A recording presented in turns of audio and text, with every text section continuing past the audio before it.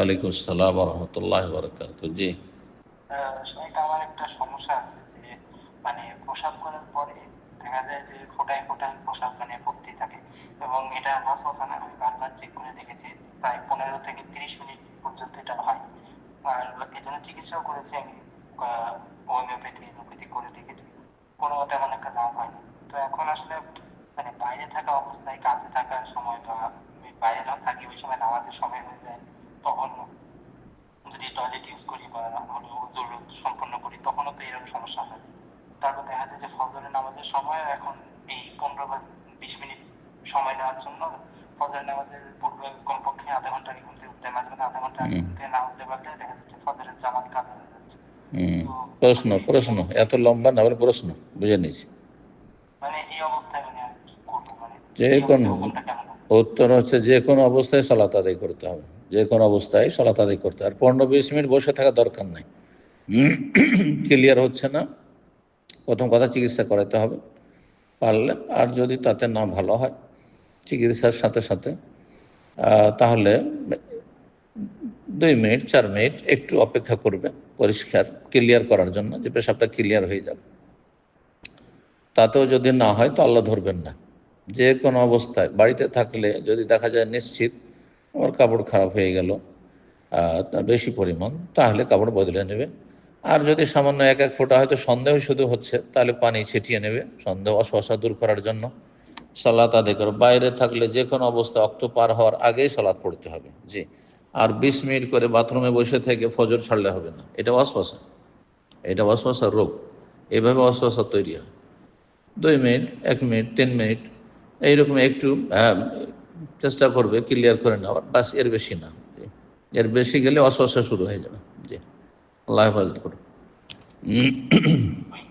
প্রশ্ন করবেন রুহুল আমিন তাফাদা।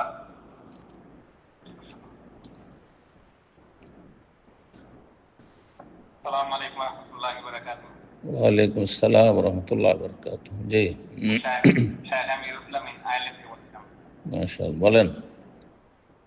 শায়েখ, আমার প্রশ্ন হচ্ছে আজকে এই মানে যাদের যাদের কাছে মানে মুনাফিকের চরিত্র বা মুনাফিকের মানে মানে আচরণ যাদের মধ্যে আছে, অনেক মুসলিম আমাদের পরিচিত বা আত্মীয় স্বজন, এদের সাথে আমাদের আচরণটা কেমন হবে?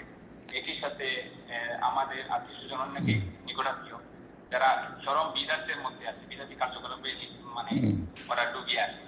তো এখানে আমাদের মানে কিছু বলতে গেলে যে অনেক কটূক্তি বা অনেক ওরা আমাদের ইগনোর করে, এই ক্ষেত্রে ওদের সাথে আমাদের আমার বা আমাদের আচরণটা কেমন হবে? জাযাকাল্লাহ। তাদেরকে প্রভাবিত করবেন, প্রভাবিত হবেন না। যদি প্রভাবিত করতে পারেন, আপনার রঙে রঞ্জিত করতে পারেন, তাহলে সম্পর্ক রাখবেন, উঠা বসা করবেন। আর যদি দেখেন না যে তাদের রঙে রঞ্জিত হয়ে যেতে পারি, আশঙ্কা লাগছে, তাহলে দূরে সরে থাকবেন।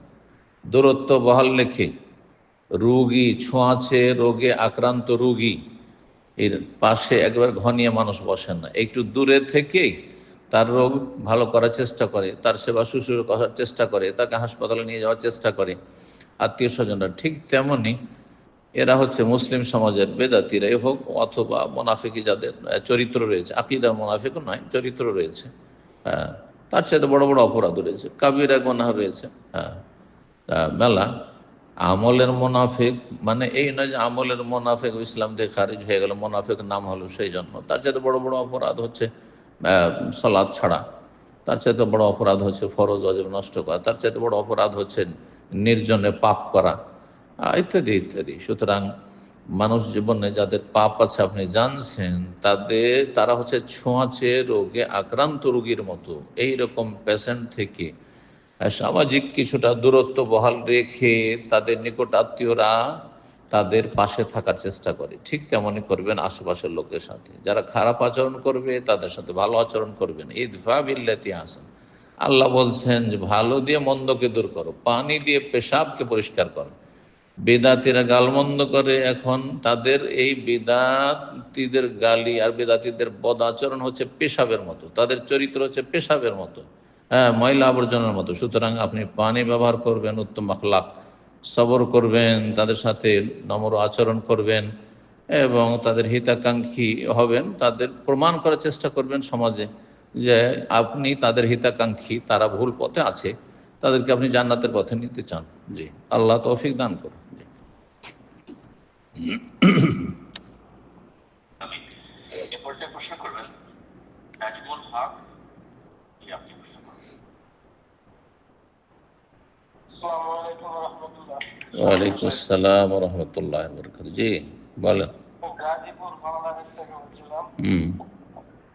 আমার প্রশ্ন হলো যে আমরা সকাল সন্ধ্যা যে জিকির গুলো, সূরার যে জিকির গুলো, তিন কুল বা সূরা ফাতিহা এইগুলো বলি, তো প্রত্যেকবার কি আউযু বিল্লাহ কিংবা বিসমিল্লাহ পড়া আবশ্যক, না একবার বললেই হয়ে হবে? আউযুবিল্লাহ প্রথমে, আর বিসমিল্লাহ। সূরা ফাতিহা তো সকাল সন্ধ্যার জিকির আমার জানা নেই। সকাল সন্ধ্যার জিকির সূরা ফাতিহা আছে নাকি? তা তো জানা নেই, আল্লাহু আ'লাম। নেই। হ্যাঁ, সূরা ইখলাস, ফালাক, নাস আছে, আহ, এগুলো আছে। জি। ঘুমাবার সময় সূরা কাফিরুন আছে, সূরা সিজদা আছে। যাই হোক, যেসব জিকির পড়বেন আপনি আন্দাজের উপর পড়বেন না। হ্যাঁ, শুনে শুনে শুধু পড়বেন না, বরং একটু এ সম্পর্কে জ্ঞান অর্জন করে শিখে, ভালো যেগুলো অথেন্টিক নির্ভরযোগ্য বই, ভালো আলেমদের, সেগুলি থেকে অথবা তাদের আলোচনা থেকে আপনি শিখবেন। জি। আর এগুলির আর ক্ষেত্রে আউযুবিল্লাহ শুধু সূরা পাঠের ক্ষেত্রে, অন্য কোনো জিকিরের ক্ষেত্রে নেই। বিসমিল্লাহ, জিকির আজকারের জন্য বিসমিল্লাহ পড়ে জিকির আজকার শুরু করতে, এখন কেউ আউযু বিকালিমাতিল্লাহি তাম্মাতি মিন শাররি মা খালাক দেওয়া শুরু করছে, সেই জন্য সে বিসমিল্লাহির রহমানির পড়বে না। জিকির আজকারের জন্য বিসমিল্লাহ কোনো প্রয়োজন নাই, কিন্তু কেউ যদি পড়ে যে আমি ভালো কাজ শুরু করছি, তো আশা করি জায়েজ। জি। সূরার আগে আউযুবিল্লাহ বলা, বিসমিল্লাহ বলা সুন্নাত, ফরজ নয়, এটাও মনে রাখেন। সূরার আগে আউযুবিল্লাহ বিসমিল্লাহ বলা সুন্নাত। একমাত্র সূরা ফাতিহার ক্ষেত্রে ইখতিলাফ রয়েছে। সূরা ফাতিহার অংশ যারা বলেছেন বিসমিল্লাহির রহমানির রহিমকে, এবং সেটি প্রথম আয়াত বলেছেন, তারাই শুধু বিসমিল্লাহ বলা ফরজ বলছেন, সেটাও সালাতের ভিতরে। জি, আল্লাহু আ'লাম। প্রশ্ন করবেন খাদিজা আক্তার। জি, আপনি প্রশ্ন করবেন। আসসালামু আলাইকুম শাহেখ, আমি বাংলাদেশ কুমিল্লা থেকে। ওয়ালাইকুম আসসালাম রহমতুল্লাহ বরকাত। বলেন। জি শাহেখ, আমার প্রশ্ন হলো, আমার বাবার বাড়ি মানে কোনো দিনী পরিবেশ নেই, আমার শ্বশুর বাড়িতে কোনো দিনী পরিবেশ নেই। আপনার মানে দিনের মধ্যে মোটামুটি কেউ চলে না, এরকম একটা পরিবেশ। তো আমরা এতদিন পর্যন্ত ব্রহ্মপুত্রে ঢুকেছিলাম। তো এখন মনে হয় আল্লাহ মানে 1000টার মতো ডাকতেছে, এরকম মনে হয় নিজের কাছে।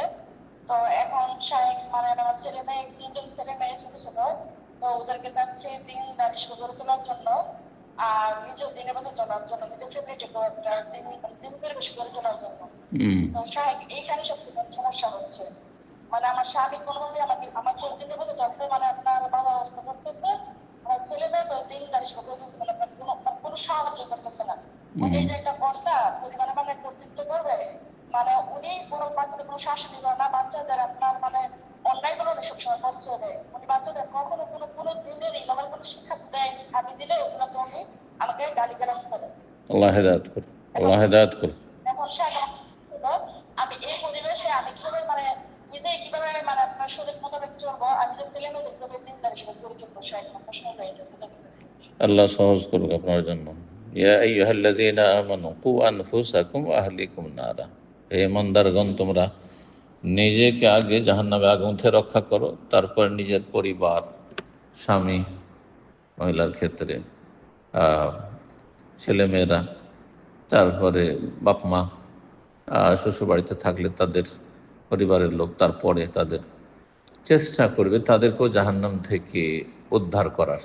তারা ভুল পথে আছে, দিনের কোনো পরিবেশ নেই, ফরজ অজবের হেফাজত নেই, হারাম নাজায়েজ চলছে প্রকাশ্যে, যেখানে সেসব খারাপ পরিবেশ থেকে আল্লাহ মুসলিম ভাই বোন, ভালো মানুষদের আল্লাহ হেফাজত করুন, এবং খারাপদেরকে আল্লাহ হেদায়েত দান করুন, তাদের অনিষ্ট থেকে রক্ষা করুন, তাদের কারণে যেন আল্লাহ আমাদেরকে পকড়াও না করেন। তো এই ক্ষেত্রে যদি আপনার স্বামী আপনার সাথে সহযোগী হইতো, তাহলে তো খুবই ভালো হইতো, কিন্তু সেটাও নেই। বড় দুঃখের বিষয় যেটি বললেন। আল্লাহ হেদায়েত করুক তাকে, যেমন আল্লাহ আপনাকে হেদায়েত করেছেন, এবং ছেলে মেয়েদেরকে আল্লাহ দিনের ওপর রাখুক, দোয়া করি। আপনি দেখেন, প্রথম কথা ছেলে মেয়েদের প্রতিপালনের ফরজ দায়িত্ব হচ্ছে বাবার। 1 নম্বরে বাবাকে আল্লাহ জিজ্ঞেস করবেন। মেয়েদের যতটা ক্ষমতা রয়েছে, সীমিত ক্ষমতা বাড়িতে ছেলে মেয়েদের ইসলামী পরিচর্যার, ইসলামী তরবিয়তের, আর তাদের যতটা শেখাতে পারবে, দেখাশোনা যতটা করতে পারবে ততটা চেষ্টা করে যাবে। কিন্তু আসল জবাবদেহিতা রবের সামনে করতে হবে বাড়ির পুরুষ ব্যক্তিকে। সুতরাং আল্লাহ যেন তাকে হেদায়েত দান করেন। আপনি যতটা পারছেন আপনি ছেলে মেয়েগুলোকে ইসলামের মানুষ করার চেষ্টা করেন, রবের কাছে দোয়া করেন আপনার স্বামীর হেদায়েতের জন্য, এবং ছেলে মেয়েদের তরবিয়ত যেন সহজ হয় দোয়া করেন।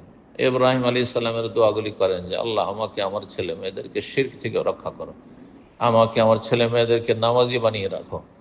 এই দোয়াগুলি করেন। আল্লাহ রাব্বুল আলামিন দোয়া শুনবেন মুমিন বান্দার ইখলাসের সাথে করলে। যে সময়গুলি দোয়া কবুল হয় সেই সময়গুলিতে দোয়া করেন, এই পরামর্শ দেব। আল্লাহ যেন সহজ করেন।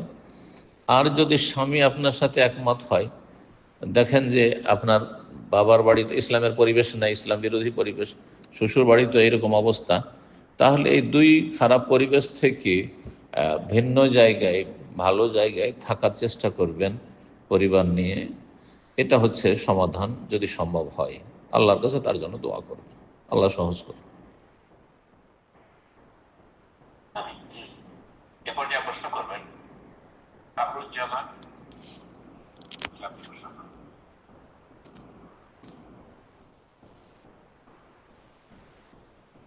আসসালামু আলাইকুম ওয়া রাহমাতুল্লাহ। ওয়ালাইকুম আসসালাম ওয়া রাহমাতুল্লাহি ওয়া বারাকাতুহু। জি আমার জন্য আপনাদের কাছে জি, করতে বলছেন? জি জি জি, বলেন। ভালো আছেন? বলেন। ঠিক আমি একটা দিয়া আপনার আওয়াজ ক্লিয়ার না কেন? মাইকে ডিস্টার্ব না আপনার আওয়াজে ডিস্টার্ব? একটু জোরে বলেন, ক্লিয়ার। আপনার কথা শুনতে পাচ্ছি ক্লিয়ার। শুনতে পাচ্ছেন এখন? আপনার কথা শুনছি, একটু আস্তেই শুনছি। আমি একটা মাসলা বলছিলাম যে আমরা যখন এখানে থাকি, আমাদের এক বিষয়ে আমাদের এক ভাই আপনাকে হয়তো কোথাও কিছু পড়ে কামরুজ্জামান ভাই, আপনারা যদি নেটওয়ার্ক প্রবলেম হচ্ছে, আপনার কথাগুলো অস্পষ্ট ভেঙে ভেঙে যাচ্ছে। আপনি মাইকটা চেক করুন অথবা নেটওয়ার্কটা চেক করে কথা বলুন ইনশাআল্লাহ।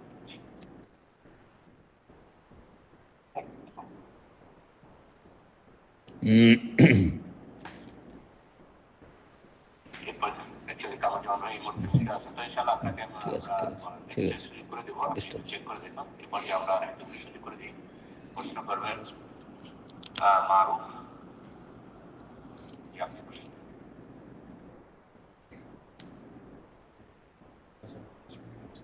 অসুবিধা নেই। আজান পড়ে তুমি উজু করে এসো, আপনার ফোনটা আনমিউট করে নিন, প্রশ্ন করুন। উজু করে এসো। আসসালামু আলাইকুম। ওয়ালাইকুম আসসালাম ওয়া রাহমাতুল্লাহি ওয়া বারাকাতুহু। কেমন আছেন? জি আলহামদুলিল্লাহ। বলেন, কোথায় বলছেন? সেটা বাংলাদেশের কাজ থেকে বলছিলাম। বলেন আপনার কি প্রশ্ন? আমার মোবাইল ব্যাংকিং অ্যাকাউন্ট কিছু টাকা এসেছে। কিসে কোন ব্যাংকে? আমাদের বিকাশে, বাংলাদেশে। কি ব্যাংক? সুদী ব্যাংক না ইসলামী ব্যাংক? এটা মোবাইল ব্যাংক। তার মানে সুদী ব্যাংক। আপনি বিষয়টা ক্লিয়ার করেন। অনেক চেষ্টা করে আমি বুঝতে পারিনি টাকাটা কে পাঠিয়েছে। এই টাকাটা এখন ও আচ্ছা, কোনো অপরিচিত লোকের, অজ্ঞাত পরিচয় লোকের টাকা এসছে? জি জি, মানে আমি কি এখন এই টাকাটা খরচ করতে পারবো? না, খরচ করতে পারবেন না। আপনি 1 বছর সেই টাকাটা রাখবেন আপনার কাছে। আর আপনি একটা, আজকাল সোশ্যাল মিডিয়া আছে, সোশ্যাল মিডিয়াতে আপনি দিয়ে দেন। বাঙালি জাতি সবচেয়ে বেশি ফেসবুক ব্যবহার করে, দিয়ে দেন যে আমার কাছে একটা পরিমাণ টাকা আমার অ্যাকাউন্টে এসছে ভুলবশত কোনো ভাইয়ের। যদি কারো থাকে পরিমাণটা বলে, বলবেন, আমি ফিরিয়ে দেবো। জি, 1 বছরে কেউ যদি না আসে তখন আপনার ইচ্ছা, আপনি আপনার জন্য ব্যবহার করতে পারেন, দান সাদকা করতে পারেন। তারপরেও যদি চলে আসে, 1 বছর পরে চলে আসে, তো আপনাকে টাকা ফিরাতে হবে, যদিও ব্যবহার করে না। সেটা আপনার টাকা নয়, যে কোনো সময় চলে আসলে ফিরিয়ে দিতে হবে কিন্তু।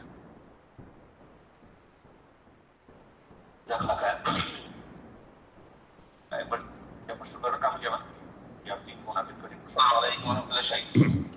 ওয়ালাইকুম আসসালাম ওয়া রাহমাতুল্লাহি ওয়া বারাকাতুহু। জি বলেন। মাস্টার ছিলাম যে আমাদের এখানে কিছু আগে একটা বলছিল যে এক মুফতি সাহেব ফতোয়া দিছে যে এখানে কুফার দেশে অনেক সময় অর্থ, স্বর্ণ, দামি জিনিস হয়তো রাস্তায় পড়ে আছে, ওইটা আমরা জানি যে হাদিস অনুযায়ী ওইটা নিলে যেটা বললেন একদম সিমিলার অনেকটা, ওই টাকাটা তুলে নিতে বলছে, নিয়ে ভালো কাজে ইউজ করতে পারছে। কারণ কি, যে হয়তো একজন খারাপ মানুষ পাবে, সেটাতে খারাপ কাজে লিপ্ত থাকবে। আমি সেটা একটু জানতেছিলাম যে এই ফতোয়াটা কি আসলে উঠিয়ে নেবেন ঠিক আছে, কিন্তু 1 বছর ঘোষণা করতে হবে। চুপচাপ রেখে নিলে হবে না, জায়েজ নয় চুপচাপ রেখে নাও। আর রেফ হাসানা নবী সাল্লাল্লাহু আলাইহি ওয়াসাল্লাম বলেছে। সে বলছে যে আপনি ভালো কাজে ওয়েট করতে লাগবে না, ভালো ভুল কথা বলেছে। ওইসব দেশে যেসব বক্তারা বক্তব্য করে দেখতে হবে যে তাদের এলেম কত দূর, তারা লেখাপড়া কোথায় করেছে, তাদের এলেমের উৎস কোথায়। আন্দাজে ফতোয়া দিয়ে দিলে হবে? নবী সাল্লাল্লাহু আলাইহি ওয়াসাল্লাম মুসলিম আর অমুসলিম পার্থক্য করেননি। হাদিস বলেছেন নবী সাল্লাল্লাহু আলাইহি ওয়াসাল্লাম এই সমাজে তখন অমুসলিমও ছিল, মদিনে ইহুদি, আচ্ছা ইহুদি না তাহলে মুনাফিকরা তো শেষ জীবন পর্যন্ত মুনাফিকরা ছিল মদিনে। তারপরে ছিল তো আর রেফ হাসান 1 বছর ঘোষণা করো, মুসলিমের পয়সা হোক আর অমুসলিমের পয়সা হোক। জি, আর কে গুনহার কাজে লাগাবে, কে নেকির কাজে লাগাবে, এই দায়িত্ব তো আপনার নেই না, মোটেই দায়িত্ব নেই। খরচ করে দিলে ফেরত দিতে হবে যে কোনো সময়। যদি ওই ব্যক্তি মালিক চলে আসে, সে টাকার মালিক, সে তাকে ফিরিয়ে দিতে হবে। জি, বারাকাল্লাহ। কি কন্টিনিউ করা যাবে না সময়? 5 মিনিট। জি, 5 মিনিট। জাযাকাল্লাহ। ওকে, ইনশাআল্লাহ। তো আমরা 5 মিনিট সময় নেব ইনশাআল্লাহ, হয়তো 2টা বা 3টে প্রশ্ন নেওয়া যেতে পারে। আর তারপরে যা শর্ট করে দিচ্ছি যে আগামী প্রোগ্রাম আমাদের নিউ টাইম 9:30 আমাদের ক্লাস শুরু হবে, আর 9:15 জুম মিটিং ওপেন করা হবে ইনশাআল্লাহ। আগামী সপ্তাহ থেকে আমাদের সময় পরিবর্তন হচ্ছে ইনশাআল্লাহ।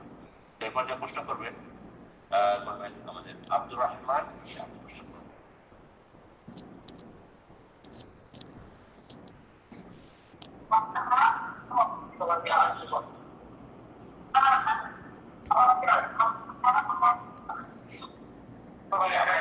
ওয়ালাইকুম আসসালাম ওয়া রাহমাতুল্লাহ।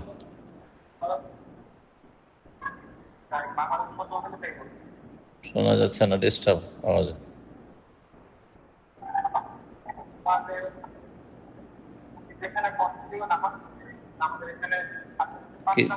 কিছুই বোঝা যাচ্ছে না। আব্দুর রহমান, আপনার কথা। আমাদের এখানে আশেপাশে আমাদের এখানে 5টা মসজিদ, 2টা মসজিদের ইমামের আকীদা হচ্ছে তারা খুতবায় বলে, তারপর মুনাজাতে বলে যে তাদের আকীদা ওই আল্লাহর কুদরতি হাতে বিশ্বাসী, কুদরতি পায়ে সিজদা দেয়, এরকম কথা বলে। তাদের পিছনে সালাত পড়া জায়েজ না। আল্লাহর হাতকে যারা কুদরতি হাত বলে, হ্যাঁ, আল্লাহর চোখে রক্ষণাবেক্ষণ বলে, তারা হচ্ছে আশআরী, মাতুরিদি, গোমরাহ, পথভ্রষ্ট। তাদের পিছনে সালাত পড়া জায়েজ না। জি, আহলে বিদআত। তাহলে আমাদের 2টা মসজিদ আছে যারা আসলে কোরআন তিলাওয়াত করে, কিছুটা বাংলাদেশের যে দাড়ি গান বলে ওইটাই করে তিলাওয়াত করে কোরআনের সুরে। কোন অসুবিধা নেই, কোরআন তেলাওয়াত কোন ভাবে করে সে গুনাহগার, কিন্তু আপনার নামাজ হয়ে যাবে। জি, বেদাতি তো নয়, বড় বেদাতি নয়। আর এই বড় বেদাতি যে বলছে আল্লাহ কুদরতি পা, আল্লাহ কুদরতি হাত, তার চাইতে ভালো। জি, হ্যাঁ, আরেকটা প্রশ্ন দেন অবশ্যই। ইনশাআল্লাহ। তো আজকের প্রোগ্রামের সর্বশেষ প্রশ্ন ইনশাআল্লাহ এর মাধ্যমে আজকে আমরা শেষ করব। প্রশ্ন করবেন সুমাইয়া, বাংলাদেশ থেকে। আপনি প্রশ্ন করবেন। আসসালামু আলাইকুম ওয়া রাহমাতুল্লাহি ওয়া বারাকাতুহু। ওয়ালাইকুম আসসালাম ওয়া রাহমাতুল্লাহি ওয়া বারাকাতুহু। আমার প্রশ্ন হচ্ছে, জোহরের নামাজে যদি আমরা আওয়াল ফরজটা পড়ে নেই, তারপরে কি সুন্নতগুলো করতে পারবো ওয়াক্তের আগে? মানে আমরা পরিবারের কাজ শেষ করে, যেমন রান্না বান্নার সময়, যখন যদি রান্না বান্না শেষ করে পরে সুন্নতটা পড়ে নেই। জোহরের কি প্রশ্নটি? জোহরের আওয়াল ওয়াক্তে যদি ফরজ নামাজটা পড়ে নেই, তারপরে যদি সুন্নত পড়ি, মানে আগের সুন্নতগুলিও। জি, জায়েজ আছে, কিন্তু উত্তম হচ্ছে যে কমপক্ষে 2 রাকাত, যেটা আব্দুল্লাহ বিন ওমর রাদিয়াল্লাহু তাআলা আনহুর হাদিসে সহিহ বুখারী 2 রাকাতের হাদিস আছে। শুধু 4 রাকাতটা আমাদের দেশের মানুষের আমল করে, উম্মে হাবিবা রাদিয়াল্লাহু তাআলার হাদিস, কিন্তু 2 রাকাতের হাদিস আমল করে না। 2 রাকাত সুন্নত পড়ে নেন, কয় মিনিট লাগবে? 4 মিনিট। আর তারপরে সংক্ষেপে পড়লেন, আর তারপরে ফরজটা পড়ে নেন, আর বাকি সুন্নতগুলি যখন পারবেন, ফ্রি হবেন, তখন পড়েন। জি, 6 রাকাত, এটা বেশি উত্তম। কারণ কন্টিনিউ আপনি আগের সুন্নতগুলো, সুন্নতে কাবলি আগের সুন্নতগুলোতে পরে পড়বেন, এটা সুন্নতের খেলাফ কাজ। এমনটা না করাই ভালো। তবে যেদিন ব্যস্ততা আছে সেদিন সুন্নত ছেড়েই দিলাম, অথবা পরে সুন্নতগুলি পড়লাম ফ্রি সময়, সুন্নত পড়তেই হবে জরুরি নয়। সুন্নত যদি পড়তে হয় কাজা করা যাবে, কোনো অসুবিধা নেই, কাজা করা যাবে অবসর সময়। জি, বারাকাল্লাহ ফিক। জাযাকাল্লাহ খায়ের শেখ। বারাকাল্লাহ ফিকুম। যেসব ভাই বোনেরা আছে আমাদের সাথে থাকলেন, দোয়া করি আল্লাহ রাব্বুল আলামিন তাদেরকে উত্তম প্রতিদান দান করেন, তাদেরকে দিন দুনিয়ার সার্বিক কল্যাণ দান করেন। আল্লাহ তাদের রুজিতে, আয়ুতে আল্লাহ রাব্বুল আলামিন যেন বরকত দান করেন, এবং সমস্ত অনিষ্ট বালা মুসিবত থেকে, ফিতনা ফাসাদ থেকে, অশান্তি থেকে, বিশৃঙ্খলা থেকে আল্লাহ যেন বাঁচিয়ে রাখেন। ফাসাদিদের, জালেমদের জুলুম থেকে আল্লাহ হেফাজত করেন। জালেমরা যারা মুসলিম জাতির বিরুদ্ধে ষড়যন্ত্র করছে, মুসলিম সমাজের বিরুদ্ধে, মুসলিম দেশের বিরুদ্ধে, মুসলিম ভাই বোনদের বিরুদ্ধে ষড়যন্ত্র করছে, আল্লাহ তাদেরকে ধূলিসাৎ করেন। ঘরের শত্রু, বাইরের শত্রু যারা ইসলাম এবং মুসলিমের ক্ষতি সাধনের জন্য বিভিন্ন পায়তারা করেছে, আল্লাহ তাদেরকে প্রতিহত করেন এবং তাদের অনিষ্ট থেকে আল্লাহ উম্মতে মুসলিমার হেফাজত করেন। বারাকাল্লাহু ফিকুম। সুবহান রাব্বিকা রাব্বিল ইজ্জাতি আম্মা ইয়াসিফুন ওয়া সালামুন আলাল মুরসালিন ওয়ালহামদুলিল্লাহি রাব্বিল আলামিন।